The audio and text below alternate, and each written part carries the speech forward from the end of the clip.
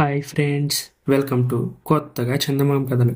ఇవాళ మనం ఆకలి కవిత్వం అనే కథ చెప్పుకుందాం. పూర్వం కాశీ రాజ్యాన్ని భోజరాజు పరిపాలిస్తూ ఉండేవాడు. ఇది కొన్ని వేల సంవత్సరాల క్రితం మాట. భోజరాజు పాలనలో రాజ్యం చాలా సుభిక్షంగా ఉండేది. ఆయన పాలనలో సామాన్యులందరూ చాలా ఆనందంగా సంతోషంగా జీవించేవారు. ఎవరి పనికి తగ్గట్టు వారికి భుక్తి దొరికేది. కాబట్టి ఎటువంటి ఫిర్యాదులు ఉండేవి కాదు. కానీ పండితుల పరిస్థితి మాత్రం అలా ఉండేది కాదు. కవిత్వం అంటే చెవి కోసుకునే భోజరాజు పాలనలో కవి పండితులకు తప్ప మరెవ్వరికీ రాజాదరణ లభించేది కాదు. వేదాంగాలు వల్లెవేసిన వారికి కూడా తిండి దొరకని దారుణమైన పరిస్థితి ఏర్పడింది. ఈ కారణం చేత కొందరు వేదాధ్యయన పరులైన ఛాందసవాదులు ఎలాగైనా సరే ఒక గొప్ప శ్లోకాన్ని అల్లి దాన్ని భోజరాజుకు నివేదించి ఆయన ఇచ్చే బహుమానం సంపాదించి పొట్ట పోసుకుందామని నిశ్చయించుకున్నారు. ఎందుకంటే భోజరాజు దగ్గరకు నువ్వు యాచనకు వెళ్ళినా సరే కవిత్వంతోనే ఆయన యాచించుకోవాలి. ఒక రోజున ఆ ఛాందసులు దారానగరంలోని భువనేశ్వరి ఆలయానికి వెళ్ళి శ్లోకం అల్లడానికి కూర్చున్నారు. పంక్తికి 8 అక్షరాల చొప్పున 4 పంక్తులు అల్లగలిగితే అది ఒక శ్లోకం అవుతుంది. ఆ సంగతి వాళ్లకు కూడా తెలుసు. కానీ విషయం ఎంత ఆలోచించినా తట్టలేదు.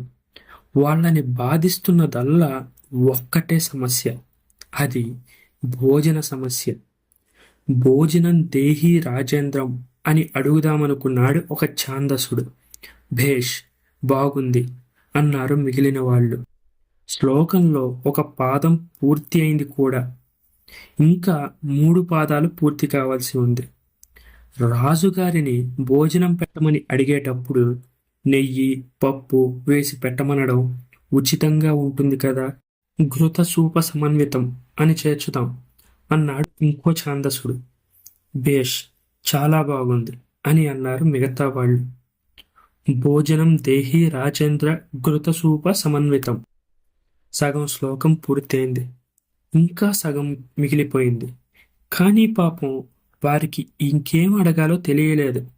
ఎంత ఆలోచించినా ఏమీ తోచలేదు. వారు రాజుగారిని అడగదలిచిన పప్పుకూడు కేవలం మొదటి 2 పాదాల్లోనే అడిగేశారు. మరి మిగిలిన ఉన్న 2 పాదాలను ఎలా పూర్తి చేయాలి? అసలు రాజుని ఇంకేమడగాలి అని వాళ్ళు బుర్రలు బద్దలు కొట్టుకున్నారు.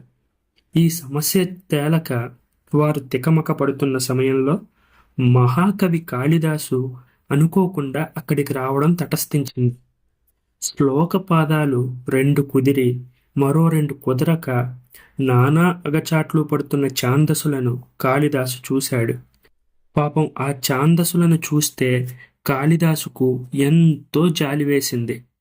వాళ్ళు అల్లిన కవిత్వానికి భోజుడు ఒక్క పైసా కూడా రాల్చడని అర్థమైంది. అప్పుడు కాళిదాసు, అయ్యా, మీకు అభ్యంతరం లేకపోతే మిగిలిన శ్లోక పాదాల్ని నేను పూర్తి చేస్తాను. మీరు ఈ పూర్తి శ్లోకాన్ని భోజరాజుకు సమర్పించండి. ఏమైనా దొరికితే పుచ్చుకోండి అన్నాడు కాళిదాసు. అయ్యో, అంతకంటేనా బాబు, సమయానికి నువ్వు దేవుడిలాగా ఇక్కడికి వచ్చావు. మిగిలిన 2 పాదాలు దయచేసి రాసిపెట్టు. నీ మేలు మేము ఈ జన్మలో మర్చిపోలేం. నీ పేరు చెప్పుకొని జీవితం అంతా కూడు తింటాం అన్నారు ఆ ఛాందసులు. భోజరాజును మీరు నెయ్యి పప్పులతో సహా భోజనం అడగనే అడిగారు. శరత్కాలపు చంద్రుని వెన్నెల వలె తెల్లనైన గేదె పెరుగుతో కూడా భోజనం పెట్టమని అడగండి అని సలహా ఇచ్చాడు కాళిదాసు. ఛాందసులు గేదె పెరుగు మాట చెవిన పడగానే పరమానంద భరితులైపోయారు. ఏది, ఎలా రాయాలి అని అడిగారు ఎంతో ఆత్రంగా. మాహిషంచ శరశ్చంద్ర చంద్రికా ధవళం విధి అని కాళిదాసు వారి శ్లోకాన్ని పూర్తి చేశాడు. అందులో గల కవిత్వం వారికి ఏ మాత్రం అర్థం కాలేదు. కానీ శ్లోకం పూర్తి అయ్యి తమ పని ముగిసిందన్న సంతోషంలో ఆ ఛాందసులు కాళిదాసుకు ధన్యవాదాలు తెలిపారు. వెంటనే అక్కడి నుంచి వెళ్ళిపోయారు. ఆ కవిత్వాన్ని ఓ 10 సార్లు చదువుకున్నారు. అనంతరం వారు తర్వాతి రోజు రాజసభకు వెళ్ళారు. వారికి అతి కష్టం మీద భోజరాజు దర్శనం లభించింది. ఆ సమయంలో భోజరాజు కవి పండితుల మధ్య సుఖాసీనుడై ఉన్నాడు. మంత్రి సామంతులతో సభ పూర్తిగా కిక్కిరిసిపోయి ఉంది. పండితులు భోజరాజుకు ఎదురుగా నిలబడి తాము కంఠస్థం చేసిన శ్లోకాన్ని ఇలా చదివారు. భోజనం దేహి రాజేంద్ర ఘృతసూప సమన్వితం మాహిషంచ శరశ్చంద్ర చంద్రికా ధవళం విధి అని చెప్పారు. ఈ శ్లోకం వింటూనే ఇందులో మొదటి 2 పాదాలు రాసిన వారికి కవిత్వం అనేది అసలు రానే రాదు. వాళ్ళు కొత్త దద్దమ్మలు. కానీ చివరి 2 పాదాలు రాసింది మాత్రం ఆ కాళిదాసు తప్ప మరొకరు అయి ఉండరు. ఆ 2 పాదాలకే అక్షర లక్ష ఇచ్చేసి ఈ ఛాందసులను పంపివేయండి అన్నాడు. ఆ ఛాందసులు ఒక్కసారిగా నిర్ఘాంతపోయి సభ చుట్టూ కలియ చూసేసరికి వారికి కాళిదాసు కనిపించాడు. ఆయనే తమకు భిక్ష పెట్టాడని తెలుసుకున్నారు. దొరికిన సొమ్ము తీసుకొని తమ దారిన తాము వెళ్ళిపోయారు.